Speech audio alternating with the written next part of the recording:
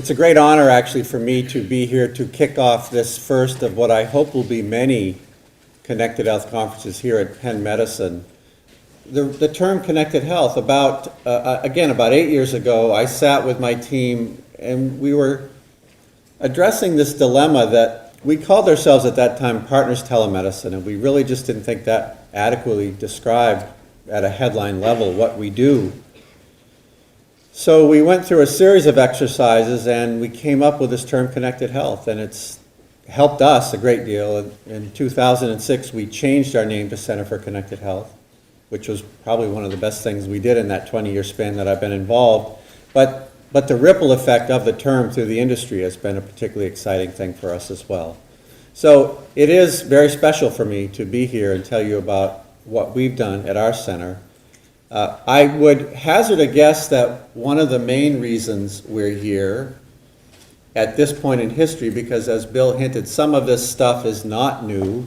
In fact, my spiritual predecessor, Ken Bird, was doing televisits from the Massachusetts General Hospital to Logan Airport in the late 60s.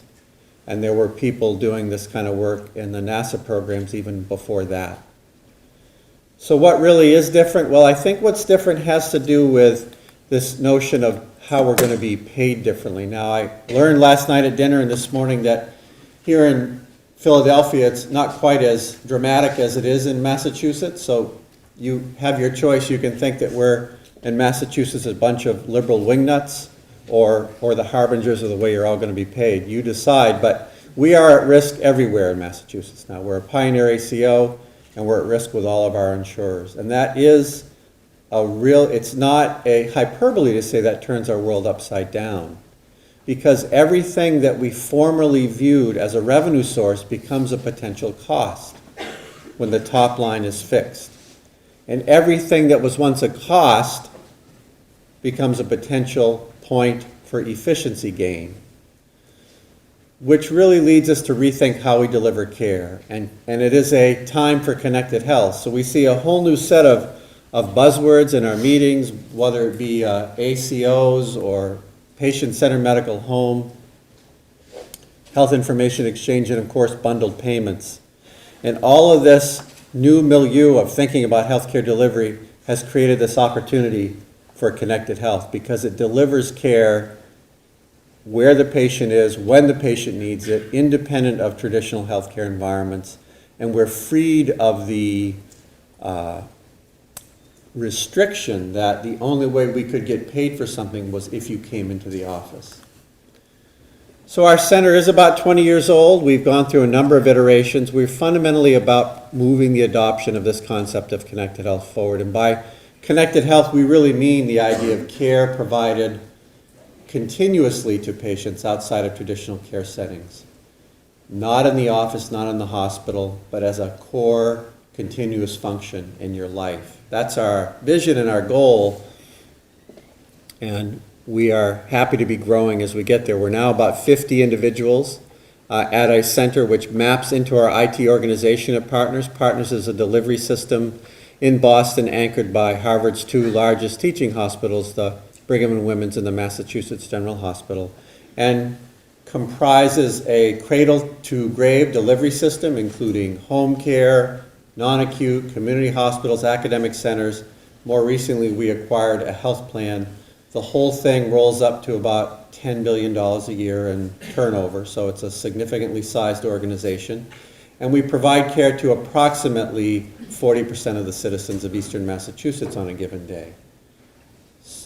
Given our goal of moving to a new model of care delivery that's more population health focused, it's an enormous opportunity for connected health. And at the Center for Connected Health, we're having a great time helping our parent organization get there. However, we also have a different view. We work in the marketplace as well. We're not just a healthcare focused organization. And I have a personal belief that the killer app, if you will, the killer business that changes fundamentally how we deliver healthcare will not come from an organization like Mass General, Brigham, Partners, or Penn, but will come from outside of traditional healthcare. So we stay close to the innovation marketplace in Boston. We stay close to startups. We stay close to creating things in our own shop that get spun out or licensed out. That's part of what we want to do, because we want to be there when that fundamental change in innovation happens that really causes care to shift to the patient. So you can see a diagram here of sort of how we work. We do a lot of early stage work. That's some funded internally, some funded by external sponsors, foundations, corporate sponsors, and the like. And then if things look promising, we have this intermediate phase called a program, which might be several years, depends on when the market turns ready for something. It might be months, more likely it's years than months. And it's usually hundreds to thousands of patients, not tens of thousands or hundreds of thousands. But it enables us to take something that we learned in a clinical trial and relearn it completely in the real world. Because those of you who know that transition know that as much as it's really great to get things done in a controlled trial environment, it's not the real world. So that's what programs are for us, that middle box. And you can see from there we can either spin things into partners. We hand certain things off. I'll show you an example of one of those in a minute. Certain things we continue to run as services because we are part of IT. So the IT-related stuff that we build, we tend to manage for our IT organization, some of the plumbing, if you will.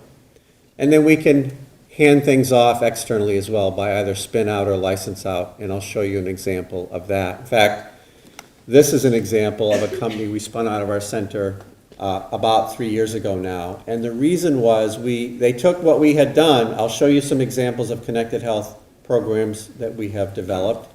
But we wanted to offer those to employers and health plans because we felt like large employers would be early adopters of this concept. And indeed, they are and have been, but Partners Healthcare was not in any way ready to form an internal business to sell things to health plans and employers. It just wasn't going to happen. So it required us to spin this one out, and they've raised 2 rounds of funding. They're in the marketplace, and it's a successful organization. So that's an example of a spin out of what we've done. So that's a bit of how our center works. Our goal in life, which is to, again, change the delivery process using this concept called connected health and create innovations that we can use either internally or recreate or move into the marketplace. But really the goal can be boiled down to this one sentence, which is to integrate care directly into the lives of patients. And as we've done it over the years, we've come across 2 reproducible value propositions that I want to talk to you about. And they are the one on the right, number 2, just-in-time care. That's what we started out maybe about 10 years ago when we got into this kind of home care delivery for chronic illness mode. We thought that was going to be what we proved, that if I give a clinician a more rich data stream on which to make a decision, that he or she can make that decision in time, have an intervention occur while the patient's in the home, and keep that person healthy in the home. Kind of makes sense, right? And indeed, it has happened. But the great insight, and what's driven actually our whole team now for the last few years and is driving us into the future, is the one on the left. That when you arm patients with these data, and I'll share again more detail with what I mean by that in a moment, they start to take better care of themselves. It's a beautiful thing. And if you think about how we're going to succeed in a world where we're having bundled payments and so forth, and top line fixed, we have to move care decisions all the way down to and including the patient. You check yourself in at the airport, you pump your own gas. As patients, we have to do more of our own health care. And connected health is an early window into how we can accomplish some of that. So this idea of patient self-care has really taken our organization by surprise. It's been a lot of fun, and it's a fundamental part of how we design programs now. In fact, these 2 value propositions are so reproducible that they've led to some design principles that I want to share with you now. So on the right top, you'll see feedback loops. That's a pretty important design principle for us in the way we design connected health. All that means is I'm going to measure something about you and then feed that data back to you in as near real time as possible. 6, 7, 8 years ago, this was an enormous chore. All the sensors that we use to collect health-related information were not connected. We had to dongle them to things and so forth. And now, of course, as you know, they're all wireless. They're all getting their data in the cloud, all open APIs, everything's shared. So this feedback loop concept now is a reality. Anything you want to buy to measure something about your patient, you can get that data easily now. So we get the data to you, we get the data to the patient. The feedback loop is really powerful because it enables the patient to keep their healthcare top of mind, to appreciate where their health is, how their lifestyle is affecting their health, to set goals and watch themselves achieve those goals. Very, very powerful. And what we've come to realize is that our goal going forward is to keep people engaged in those feedback loops. Feedback loops alone are powerful for a while, but the decay is pretty quick. Like everything else that's new in your life, it kind of gets old after a while. Any of you who have had an experience with a Fitbit, for instance, probably experienced this. Most people I talk to use it for about a month, and yeah, I learned something with that, and then I just put it in a drawer because I now understand how to be more active. That's a common theme, and we're trying to move beyond that for healthcare delivery because we can't have diabetics just say, well, I learned enough about my diet that I don't need to worry about it anymore. They have to stay engaged. A lot of times these days, the engagement part is the bottom right, which is a healthcare provider, a nurse, a diabetic educator, a pharmacist. That individual has a dashboard view of all these connected health data from these patients, and they're able to, because of course software enables us to create exception algorithms, these providers are able to find the patients in their population that need outreach right away and do this just-in-time care thing. And that works really well, and it keeps patients engaged. We call it the sentinel effect. Very powerful, and yet we want to get beyond that. And that's really what's on the left-hand side of the slide, which is what we call automated care. It's a direction we're headed. The idea that based on how much we can learn about you, each one of you is different, and I'm different in what motivates us. That as we learn more and more about you, that we can tailor messaging in an automated way to where you are in your journey to be more healthy and keep you engaged around those feedback loops. You become essentially your own doctor, and you move to a healthier state. And I'll show you an example of work we're doing that's working in that concept in a few slides. So feedback loops and motivation. Right now, most motivation is human beings reaching into the lives of patients, tapping them on the shoulder, helping them to stay motivated. But we're moving into a world where we can do that with software, with agents, with robots, and the like. Now, a few examples. So we'll take it away from this 50,000-foot view and show you a couple of examples. This is sort of the granddaddy of connected health programs at Partners Healthcare. We started doing this in collaboration with our home care group 10 years ago because they had a payment model change. And it works like as pictured here. The patients get a set of technology, as you can see, a weight scale, blood pressure cuff. Those of you who know heart failure clinically know that weight is a very strong predictor of disease severity. So easy to manage a daily weight. These people step on the scale. The weight is automatically transmitted, as I said, through the cloud to our database. There's a dashboard view for a group of nurses who sit and manage usually about 250 patients on the program on any given time. And they will manage in two ways. They'll phone you if you don't upload, which again is a powerful stimulus that we care and we're watching and we want to know what your vital signs are. Patients really react to that in a very positive way. And the second is we'll call you if your vital signs are out of parameter, and we'll start having a conversation. Are you short of breath? Did you eat something salty yesterday?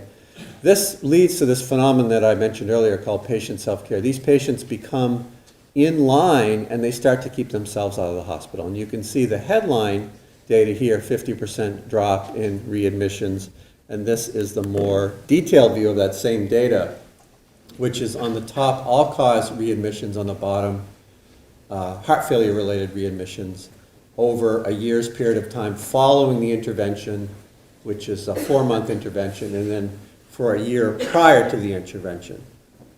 So this is an example of dramatic, and we've seen this, we've done paired comparisons, we've done control groups, we've done a variety of ways of looking at this, and we've seen this effect reproducibly with this program.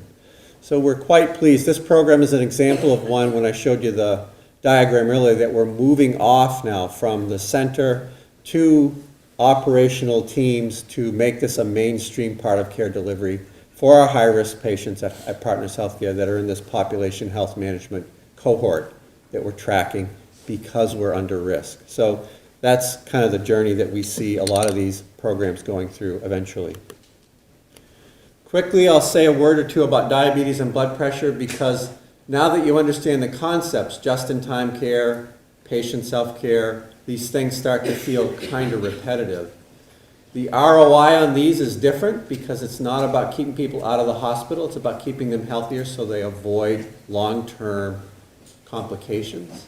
Therefore, the technology footprint can't be as heavy. It has to be a lighter technology footprint. So we use the web. Also, in this group of patients, we can use the web more because most of them are people who understand and will use a browser, whereas in the heart failure group, not as much.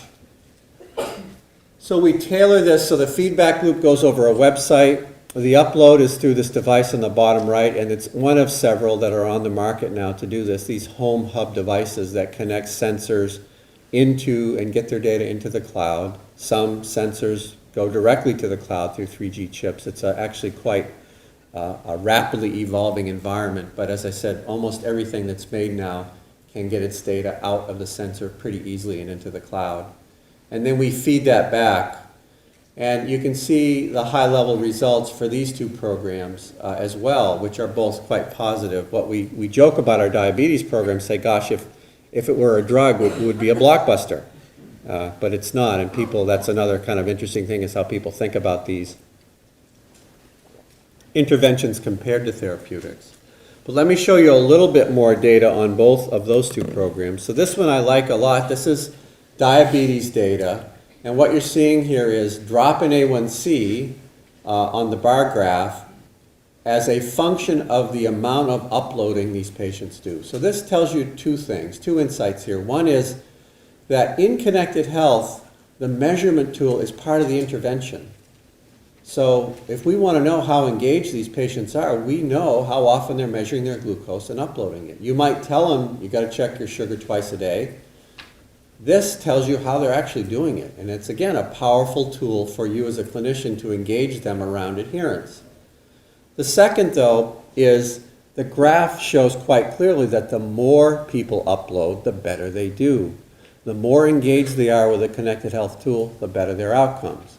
And that we see over and over and over again. That's, again, very reproducible. So we can not only measure it, we can track it, and we can use it for, again, take that group on the far left. For whatever reason, they're not engaged. We can create other programs to engage them specifically and bring them back in so that we can move them over to the other part of the graph. And this is blood pressure data. This is the data that launched HealthRageous, actually. We did this with EMC, the EMC Corporation in Hopkinton, as an employee benefit clinical trial.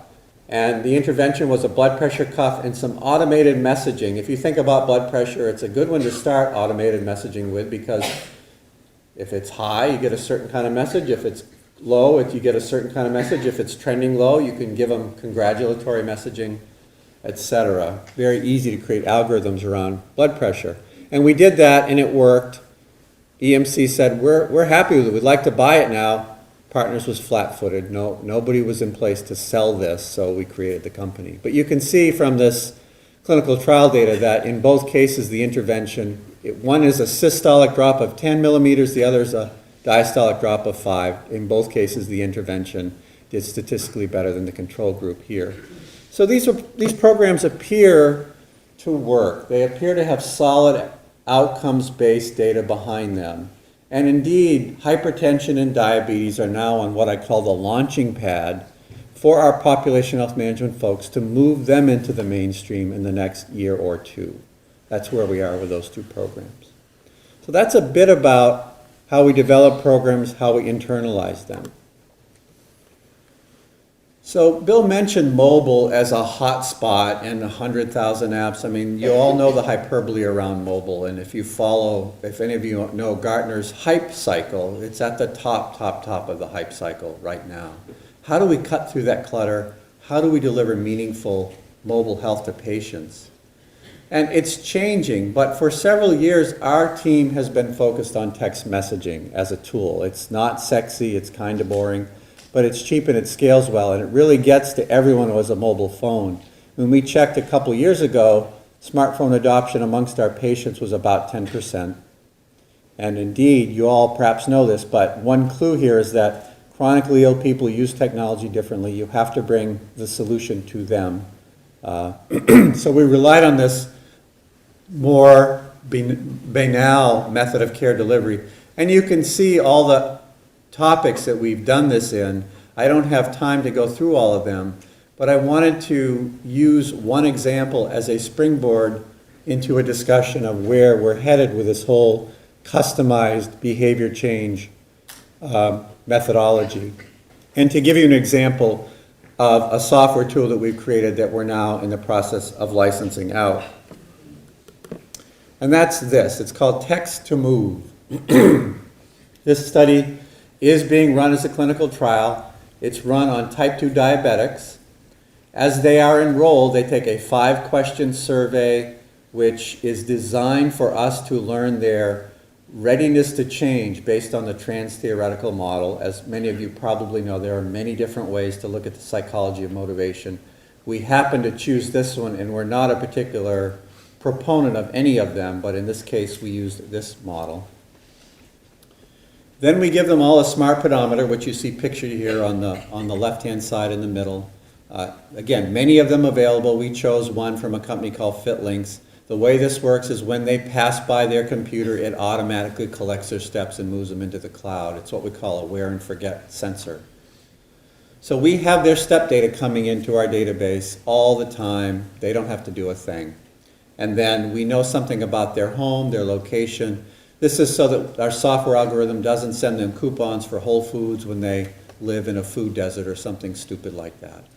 So we know those 3 variables compared to what's going on, of course, commercially with things like companies like Netflix and Amazon and Facebook. This is Mickey Mouse, but for healthcare, this is a step into a whole new world. We mash up those 3 data points, and we create twice a day customized text messages that these patients are getting to help them stay sticky to the program. Now, I don't have the outcome yet because we just finished enrollment. We're middle of the way in the sample and collecting the data. I do have some anecdotal feedback, and the anecdotal feedback is in 2 interesting tidbits. One is patients really like it. So this idea that it's going to be creepy or they're going to feel like big brothers messaging them, we get none of that. They really felt this was motivational for them. So we've achieved one of our goals in a small way, which is as we move into automated care, people have to feel cared for. We're not talking about stripping out that human touch. We just think we can deliver it via software. The second is how people misjudge their readiness to change. Just about every single patient, when they filled out that 5-question questionnaire beginning, said they were at some level and their step count over the first month proved otherwise. Usually they over-suggest how ready they are. Their data suggests that they're about a phase lower on the behavior change status ladder. And that kind of fits with this concept of social desirability bias, i.e. we all, when we talk about our health, we kind of want to look better than we really are, so we overestimate the good a little bit, and we tend to underplay the negative a little bit. And that was borne out by these data. So perhaps I can come back in a year or so and tell you how this turned out. We're quite excited, though, about the concept. And indeed, the algorithm itself is something that we are licensing out, another example of moving some of our IP out into the marketplace as well. So stay tuned on that.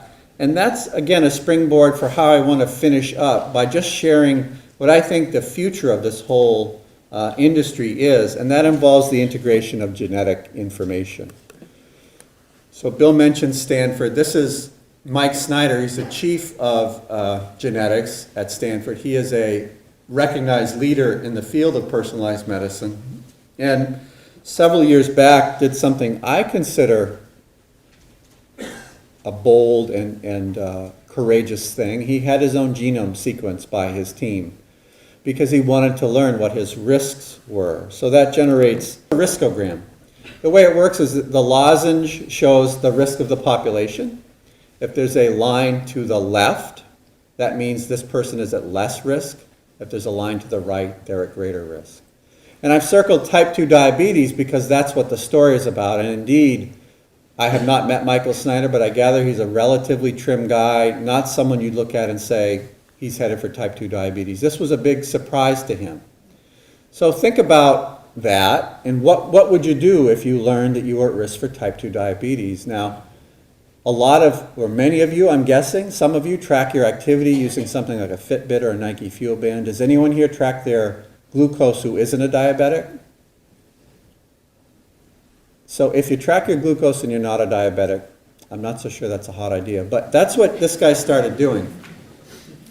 And I like the story because I think this graph is the first time in history we've been able to see something like this, which is this man watched himself develop type 2 diabetes. You can see over the first year or so, nothing happened. His glucose stayed low, he's tracking, but then he gets a virus infection. That's another little interesting tidbit here, why that tipped him over. But he gets a virus infection and his glucose starts to spike. And you can see by day about 350, 360, he's full-blown diabetes. He's got A1C of almost 7, and fasting blood sugars in the range of 300, 400. And so he employs another connected health intervention, which is starts monitoring his activity, monitoring his diet, and happy day for him, he's able to bring his diabetes under control, essentially put it in remission in another 30, 60 days, as you can see by the graph. And if we had more time, I really would stop and say revel on this, because this doesn't happen. Those of you who are clinicians know that people spend 8, 10 years in that pre-diabetic phase not knowing that they're going to develop type 2. Nobody gets the luxury of watching themselves develop it, of tracking it. And this idea of integrating genetic information will give us that opportunity for this and many more chronic illnesses. So I see it looking like this, using a same kind of construct that I mentioned earlier. We're going to be able to track something about your motivational data. We're going to get that from either mining your text messages or your online behavior, or all the ways that commercial entities now encourage you to buy stuff. So really that's a solved problem. We just need to move it into healthcare. So we'll know what motivates you, and we can customize according to that. We'll know your connected health phenotype, the phenotypic mapping, because we'll know your blood pressure, we'll know your activity level, we'll know all those things. We'll know your GPS data from your mobile phone, and we'll get your genetic risk, probably in utero eventually. And we can map that again into this type of big data algorithm and get you a customized program that keeps you healthy throughout your life, keeps you engaged, and avoids things like diabetes, obesity, and the like. So it may be a rosy picture. I like the idea. It's a direction that we're headed at in our center, and I'd be delighted to talk to you about it at breaks, what have you. Again, just-in-time care, improved self-care, the 2 value propositions. These are my contact information. Thank you very much.